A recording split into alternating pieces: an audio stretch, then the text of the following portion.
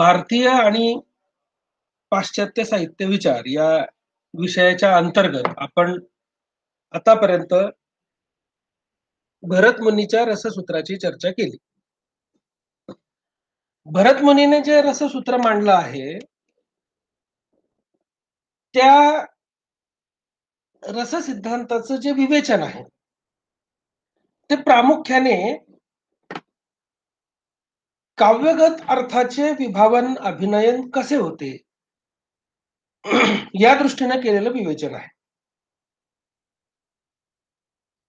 हा नाट्यगत रस निष्पन्न होतो म्हणजे नेमकं काय होतं? तो रसिकापर्यंत कसा जाऊन पोहोचतो? रसिकाला रसप्रतीती कशी होते? याचा विचार यापुढे आपण करणार आहोत. या वेगवेगळ्या दार्शनिकांच्या रसविचाराच्या सहाय्याने आपण हा विचार करणार आहोत. प्राचीन दार्शनिकांनी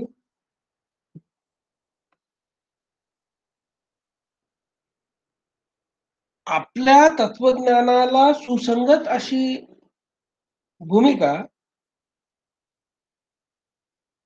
रसविचाराच्या संदर्भात घेतलेली आहे. आणि या भूमिकेमुळे अनेक मतभेद सुद्धा निर्माण झालेले आहेत रसप्रतीतीच्या क्षेत्रामध्ये. या मतभेदांची चर्चा या चर्चेच्या निमित्ताने आपण पाहणार आहोत.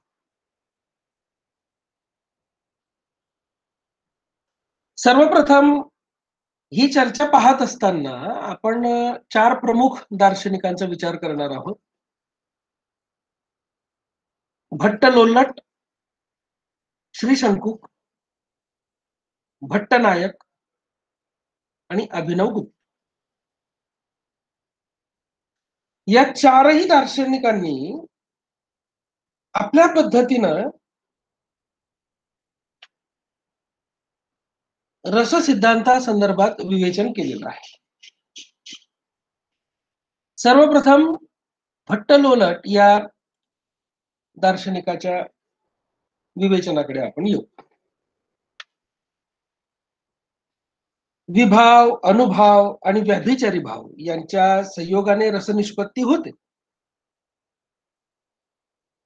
या भरतमुनीच्या रससूत्राचा अर्थ कसा लावावयाचा व रसिकाच्या रसप्रतीतीचं स्वरूप काय असतं, या दोन प्रश्नांचा उलगडा करण्याच्या प्रयत्नातून रसनिष्पत्ती विषयक निरनिराळे सिद्धांत जे मांडले गेले, त्यामध्ये भट्ट लोल्लटाने मांडलेला सिद्धांत हा अत्यंत महत्वाचा सिद्धांत आहे. भट्ट लोल्लट नावाच्या पंडितानं उपचित स्थायी म्हणजे रस, परिपुष्ट स्थायी म्हणजे रस, असा सिद्धांत त्याने मांडला. हा सिद्धांत मांडत असताना त्याने आपलं मीमांसावादी धोरण कायम ठेवलं. भट्ट लोल्लट हा मीमांसावादी होता. त्याने आपला रस सिद्धांत मीमांसकांच्या आख्यातिवादावर आधारित असा रस सिद्धांत मांडला. मीमांसकांच्या मते विश्व सत्तेच आहे. इंद्रियादी प्रमाणांच्या सहाय्यानं होणारं ज्ञान सत्य ज्ञान आहे. मृगजळासारख्या भ्रमज्ञानाच्या ठिकाणी वास्तविक दोन भिन्न सत्यज्ञानच असतात. चककणाऱ्या शिंपल्यावर आपल्याला रुपयाचा भास होतो अथवा दोरीवर आपल्याला सर्पाचा भास होतो. इथे दोन भिन्न ज्ञान आहेत. या दोन भिन्न वस्तूतील सादृश्यानं आपली दृष्टी बाधित होते आणि आपणही दोन्ही ज्ञान एकच आहेत असे समजतो. भट्ट लोल्लटाने रससूत्राचा अर्थ या वरील आख्यातिवादाच्या आधाराने लावून दाखवला आणि म्हणून तो म्हणतो की उपचित स्थायी किंवा परिपुष्ट स्थायी म्हणजे रस. आता उपचित स्थायी म्हणजे रस किंवा परिपुष्ट स्थायी म्हणजे रस, याचा नेमका अर्थ काय?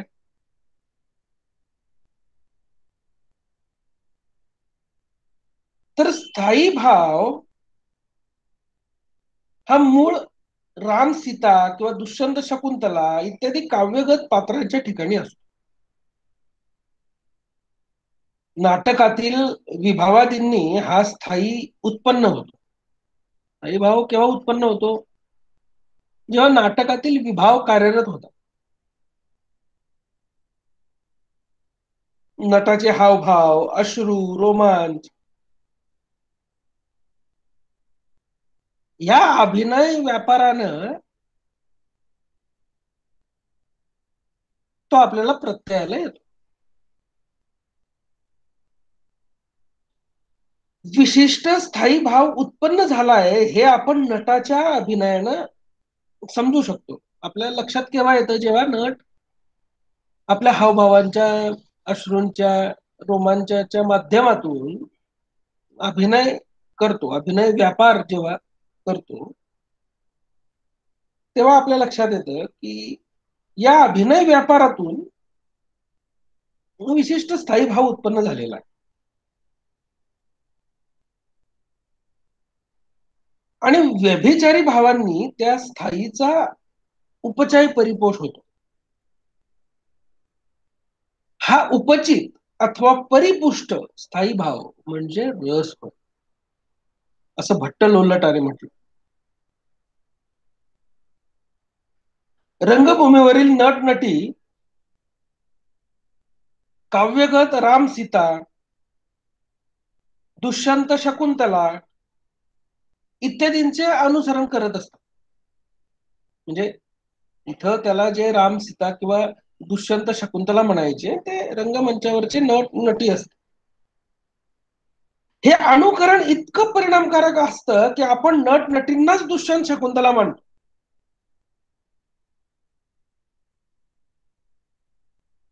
खरोखर आपल्याला त्यांच्या अभिनयाच्या माध्यमातून त्या नट नटींच्या संदर्भामध्ये सत्याचा आभास होतो की तेच राम सीता आहेत, तेच दुष्यंत शकुंतला आहेत खरेखुरे. वास्तविक ते अभिनय करतायत. दुष्यंत शकुंतला असण्याचं किंवा राम सीता असण्याचं ते नाटक करतायत.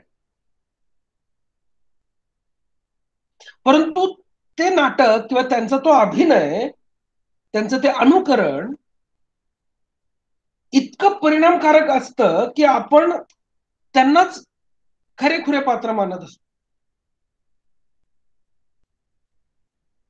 याला सादृश्य ज्ञान म्हणतात. या या सादृश्य ज्ञानाच्या आधारेच आपण नटांवरच मूळ पात्रांचा आरोप करतो. मगाशी सांगितल्याप्रमाणे की दोरीवर सर्पाचा अगर चकाकणाऱ्या शिंपल्यावर रुपयाचा आरोप करण्यासारखाच हा प्रकार आहे.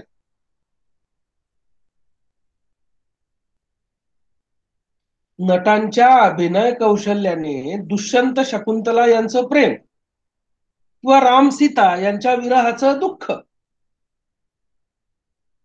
ते हेच आहे जे त्यांनी रंगमंचावर रंगवलेलं आहे, जे अभिनयाच्या माध्यमातून आपल्यापर्यंत प्रेक्षकांपर्यंत त्यांनी पोहोचवलेलं आहे ते हेच आहे, अशी कल्पना आपण ते पाहताना करत असतो. हे परिपुष्ट प्रेम अथवा दुःख म्हणजेच रसनिर्मिती, रसप्रतीती. प्रेक्षक हा त्या रंगमंचावर अभिनय करणाऱ्या नटनटीच्या अभिनयाशी, त्यांच्या अस्तित्वाशी तादात्म्य पावणे, त्याच्या आनंदाला, त्यांच्या दुःखाला त्याने आपलंसं करणे, आपलं मानणे, हीच खरी रसप्रतीती आहे. आणि ती रसप्रतीती ही त्यांच्या अभिनय व्यापारातून उत्पन्न झालेली आहे. म्हणून ती परिपुष्ट किंवा उपचित असा शब्द तिथे वापरलेला आहे. याचा अर्थ असा की नाट्य काव्यातील विभावादींचा नायक नायिकांच्या स्थायी भावांशी संयोग जेव्हा होतो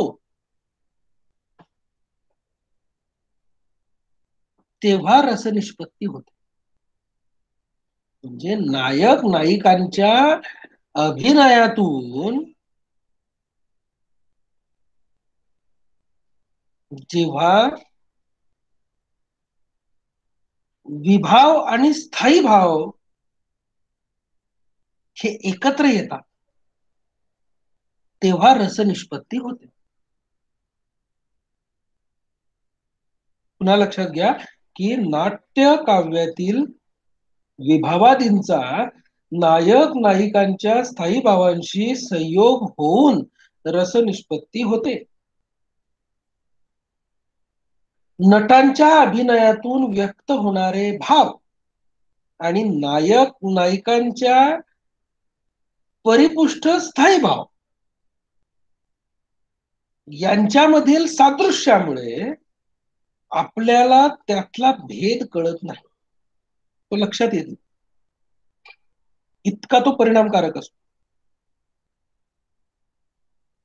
आणि आपण नटाच्या ठिकाणी दिसणारे भाव हे मूळ नायक नायिकांचे परिपुष्ट भाव किंवा परिपुष्ट स्थायी भाव आपण मानतो.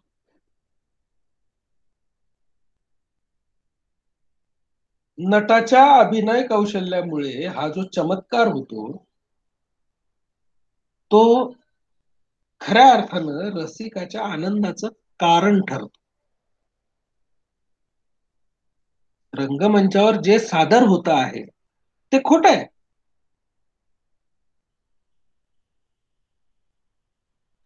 ते नाटक आहे, तो अभिनय आहे.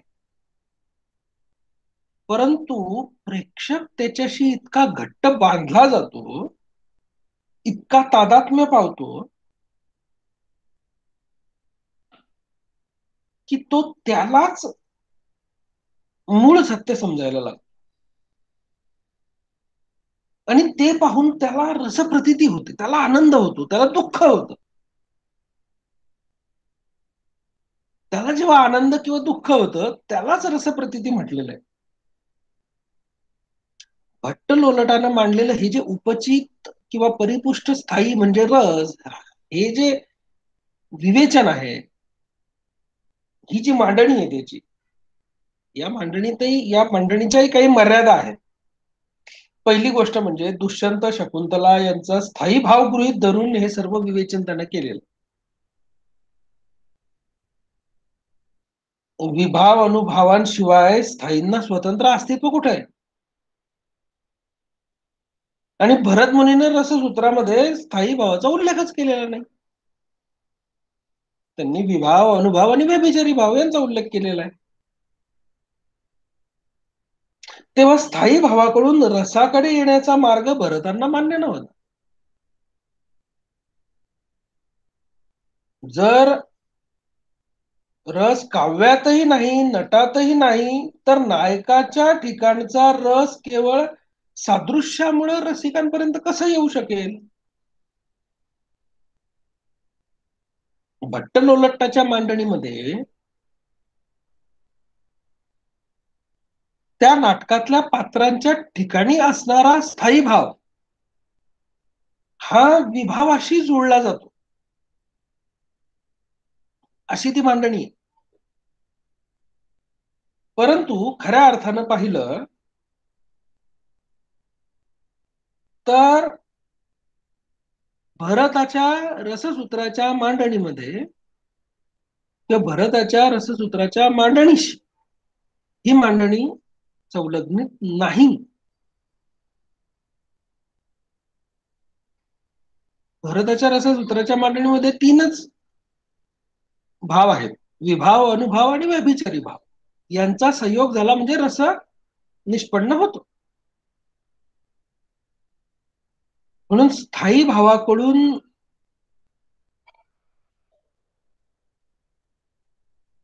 रसाकडे येण्याचा जो मार्ग भट्ट लोल्लट सुचवतो आहे किंवा मांडतो आहे ते भरत मुनीला मान्य नाही. आणि म्हणून भट्ट लोल्लटाची ही जी मांडणी आहे ती अशास्त्रीय आहे असं मत श्री शंकुक या दार्शनिकाने व्यक्त केलं. श्री शंकुक हा जो दार्शनिक होता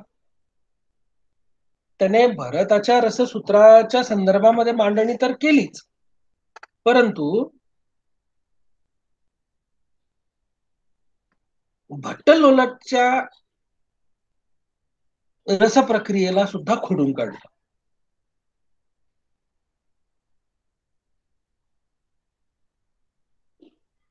त्यामुळे श्री शंकुकाची मांडणी आपण पुढच्या तासाला पाहू.